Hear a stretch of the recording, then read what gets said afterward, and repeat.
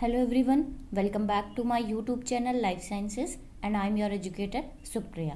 तो गाइज जैसे कि मैंने वीडियो को अपलोड किया जिसमें मैंने सेल सरफेस रिसेप्टर के बारे में बताया था। सेल सरफेस रिसेप्टर में हमने सबसे पहले GPCR पढ़ा था, उसके बाद एंजाइम लिंक्ड रिसेप्टर पढ़ा था। एंजाइम लिंक्ड रिसेप्टर में मैंने पहले आपको बताया था कि आरटीके क्या होता है और आरटीके कैसे बाकी पाथवेज को एक्टिवेट करता है। तो आरटीके का एक्टिवेशन होता है, आरटीके रैस को एक्टिवेट करता है, उसके बाद रैस जो होता है वो डिफरेंट पाथवेज को एक्टिवेट करता है। तो बाकी जितने भी वीडियोस हैं उनका लिंक मैंने डिस्क्रिप्शन बॉक्स में दे दिया है। मैंने बहुत ही अच्छे से एक्सप्लेन किया है विथ डायग्राम, तो आप एक बार चेक कर लीजिएगा। आज के वीडियो में हम पढ़ेंगे जो रैस होता है, रैस जो डिफरेंट पाथवेज को एक्टिवेट करता है। तो उसमें सबसे पहले हम पढ़ेंगे रैस मैप काइनेस पाथवे के बारे में। So let's start the video. जैसे मैंने बताया, Ras activate several pathways of which, जिसमें से मैप काइनेस पाथवे आता है, PI3AKT पाथवे, mTOR पाथवे, ये सारे पाथवे आते हैं। तो सबसे पहले हम पढ़ेंगे रैस मैप काइनेस पाथवे। यहाँ पे रैस के बारे में मैंने बता दिया है। अब अगर हम बात करें मैप काइनेस की, तो मैप काइनेस क्या होता है, इसका फुल फॉर्म होता है mitogen activated protein kinase is a type of protein kinase that is specific to the amino acid serine and threonine। तो माइटोजन मैप काइनेज जो होता है ये एक ऐसा प्रोटीन काइनेज होता है जो कुछ स्पेसिफिक होते हैं अमाइनो एसिड के लिए, जिसका नाम होता है सीरीन एंड थ्रियोनिन, इनके लिए स्पेसिफिक होते हैं। अगर पाथवे की बात करें तो this pathway transmit signals downstream and results in the transcription of genes that is involved in cell growth and division। तो इस पाथवे का काम क्या होता है, ये पाथवे जो होता है सिग्नल करता है downstream. Downstream means होता है कि सेल के inside, and result in the transcription of genes, और उन जीन का ट्रांसक्रिप्शन करता है जो कि सेल की ग्रोथ में, सेल के डिवीजन में, सेल के सर्वाइवल में हेल्प करते हैं। तो ये होता है रैस मैप काइनेस पाथवे के बारे में। अब हम पूरा पाथवे को डायग्राम के थ्रू देखते हैं कि रैस मैप काइनेस पाथवे एक्चुअल में कैसे जो है वो रन होता है।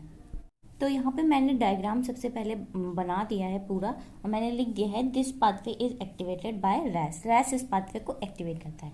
तो जैसे कि अगर आपने आरटीके पाथवे का अगर आपने वीडियो देखा है तो मैंने उसमें बताया था आरटीके का कैसे एक्टिवेशन होता है। सबसे पहले मैंने यहाँ पे भी बेसिक बताया है। ये क्या है, ये है प्लाज्मा मेम्ब्रेन, और ये है intracellular means inside the cell, और ये है एक्स्ट्रा सेलुलर। ये दोनों जो है वो आरटीके हैं, मीन्स रिसेप्टर टायरोसिन काइनेज। और उनके इनसाइड द मैंने बताया था कि एंजाइम लिंक्ड होता है या एसोसिएटेड होते हैं विथ एंजाइम, इसीलिए इन्हें एंजाइम लिंक्ड रिसेप्टर कहा जाता है। उसके बाद आरटीके जो रैस होता है, रैस प्रोटीन जो होता है वो जीडीपी से बाइंड करता है जब वो इनएक्टिव फॉर्म में होता है। मतलब अभी आप देखिए यहाँ पे लाइगेंड बाइंड नहीं किया है। Binding of ligand causing dimerisation of the RTK, जैसे ही लाइगेंड आके बाइंड करता है, यहाँ पे लाइगेंड ने बाइंड किया, वैसे ही इसका डाइमराइजेशन होता है, और इसके जो प्रोटीन काइनेज होते हैं वो क्या करते हैं, फॉस्फोराइलेट हो जाते हैं, फॉस्फेट को ऐड कर देते हैं, और उसके बाद अभी भी रैस लेकिन जीडीपी से बाइंड कर, जैसे ही ये यहाँ पे इनका फॉस्फोराइलेशन होता है काइनेज पे, वैसे ही यहाँ पे कौन आते हैं, GRB2 और SOS। GRB2 का मीन्स होता है growth factor receptor bound protein 2। ये क्या होते हैं, ये एडेप्टर प्रोटीन्स होते हैं जो आगे सेलुलर प्रोसेस में परफॉर्म करते हैं। तो ये एडेप्टर प्रोटीन्स यहाँ पे प्रेजेंट होते हैं, और ऐसे SOS जो है वो GEF की तरह वर्क करता है, means guanine exchange factor. Guanine exchange factor का काम क्या था कि वो GDP को हटा के GTP में कन्वर्ट कर देता। तो जैसे ही ये दोनों रिक्रूट होते हैं GRB2 और SOS, वैसे ही क्या होता है, ये दोनों आके यहाँ पे एडेप्टर प्रोटीन जो है वो आके बाइंड करते हैं। और अब क्या होगा, एडेप्टर प्रोटीन ने बाइंड किया, तो जैसे मैंने बताया कि ये बिल्कुल GEF की तरह एक्ट करता है। तो ग्वानिन एक्सचेंज फैक्टर या SOS ने क्या किया कि GDP को रिमूव करके GTP से बाइंड कर, GTP यहाँ पे बाइंड करा दिया। तो अब आप ये देखिए, ये पाथवे मैंने ऐसे बताया कि पहले यहाँ से चला है, तो ये 3 स्टेप और ये 4th स्टेप यहाँ पे हुआ है। तो यहाँ पे क्या हुआ कि आप देखिए कि यहाँ पे रैस जो है वो GTP से बाइंड कर गया, यानी कि ये पाथवे कैसा हो गया, ये पाथवे जो है वो एक्टिव हो गया है। अब ये पाथवे एक्टिव होके क्या कर देगा, मैप काइनेस पाथवे की सिग्नलिंग करेगा, यानी कि मैप काइनेस पाथवे अब आगे इसके रन होगा। ठीक है, तो सबसे पहले क्या हुआ कि सबसे पहले आरटीके जो रिसेप्टर प्रेजेंट रहता है रैस जीडीपी से बाइंड करता है, इनएक्टिव फॉर्म में रहता है, और आरटीके का भी डाइमराइजेशन अभी नहीं हुआ है क्योंकि लाइगेंड ने आके बाइंड नहीं किया है। जैसे ही लाइगेंड आके बाइंड करता है वैसे ही आरटीके का डाइमराइजेशन हो जाता है। आरटीके जैसे ही डाइमराइजेशन होता है वैसे ही यहाँ पे इसकी इनसाइड द आरटीके जो रिसेप्टर होता है उसके अंदर इनसाइड क्या कहते हैं प्रोटीन जो काइनेज है फॉस्फेट है वो ऐड हो जाते हैं। उसके बाद GRB2 और सॉस आते हैं जो कि GEF की तरह एक्ट करते हैं, और ग्वानिन एक्सचेंज फैक्टर ये आके GDP को रिमूव करके GTP से बाइंड करा देते हैं।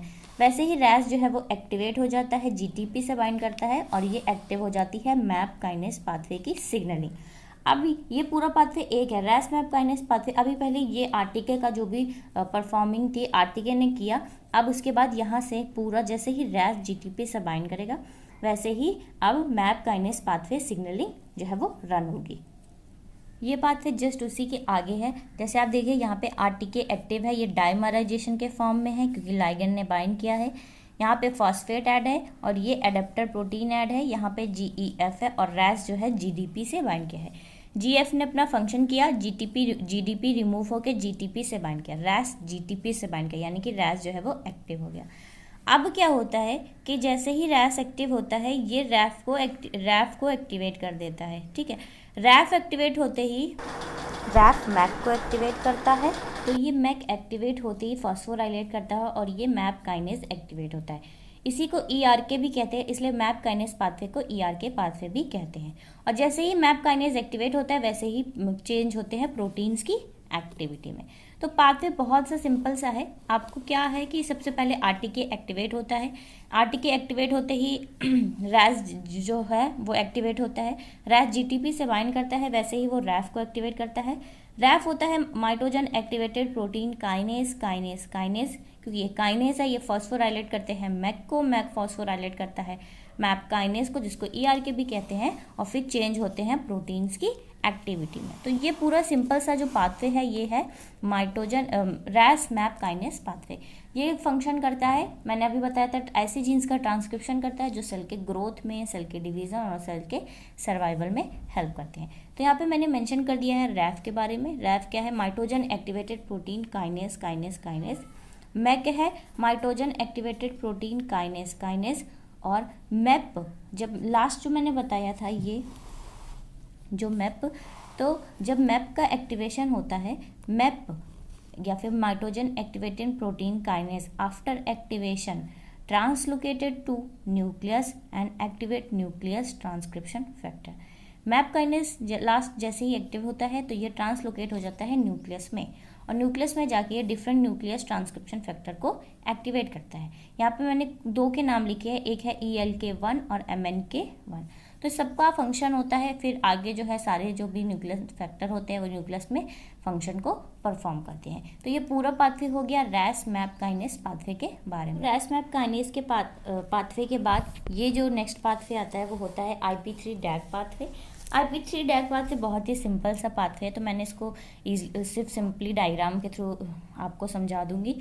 तो सबसे पहले क्या होता है कि ये यहाँ पे आपको दिख रहा है ये आरटीके है और ये क्या है, यहाँ पे फॉस्फेट ऐड है। ठीक है, तो यहाँ पे क्या होता है यहाँ पे एडेप्टर प्रोटीन के पास PLC गामा प्रेजेंट होता है, फॉस्फोलाइपेज गामा। इसका काम क्या होता है कि ये क्या है, ये प्लाज्मा मेम्ब्रेन है, तो ये फॉस्फोलिपिड को ब्रेक करती है PIP2 यानी कि फॉस्फोलिपिड को ब्रेक करती है डैग में और IP3 में, PLC गामा। तो एंजाइम लिंक रिसेप्टर में ये चीज़ याद रखना, जो IP3 डैग पाथवे होता है उसमें PLC गामा यहाँ पे परफॉर्म करता है। डैग एक हाइड्रोफोबिक होता है तो वो मेम्ब्रेन में ही एम्बेडेड रहता है, वहीं IP3 क्या होता है, IP3 हाइड्रोफिलिक होता है। तो डैग जैसे ही ये दोनों जैसे ही ब्रेक होते हैं वैसे ही ये PKC का एक्टिवेशन करता है। PKC का एक्टिवेशन होते ही ये क्या करते हैं, ये मेटाबॉलिक रेगुलेशन कराते हैं सेल के अंदर, एक्टिवेशन करते हैं डिफरेंट चैनल्स का सेल के अंदर। वहीं IP3 जो होता है वो हाइड्रोफिलिक होता है, ये जाता है SER यानी कि स्मूथ एंडोप्लाज्मिक रेटिकुलम। इसमें क्या होते हैं, कैल्शियम स्टोर्ड होते हैं, तो ये IP3 जाके चैनल को ओपन कर देता है और ये स्टोर्ड कैल्शियम जो है वो बाहर रिलीज हो जाते हैं। कुछ कैल्शियम अदर पाथवे में चले जाते हैं और कुछ कैल्शियम जो होते हैं वो पीकेसी के एक्टिवेशन में जाते हैं और फिर वो मेटाबॉलिक रेगुलेशन और एक्टिवेशन कराते हैं डिफरेंट चैनल्स का। तो ये हो गया सिंपली IP3 डायक पाथवे। तो मैंने एंजाइम लिंक रिसेप्टर में मैंने RTK आपको बताया, उसके अलावा मैंने बताया रैस कैसे एक्टिव होता है, रैस मैप काइनेस पाथवे कैसे परफॉर्म करता है और IP3 डायक पाथवे कैसे परफॉर्म करता है। इसके अलावा हमारे पास अभी बचे हैं PI3 या फिर AKT पाथवे और mTOR पाथवे। तो उसके ऊपर भी मैं वीडियो को अपलोड करूँगी बहुत जल्दी। तो अगर आपको मेरा वीडियो अच्छा लगे तो मेरे चैनल को लाइक, शेयर और सब्सक्राइब ज़रूर करिएगा। Thank you so much for watching my video.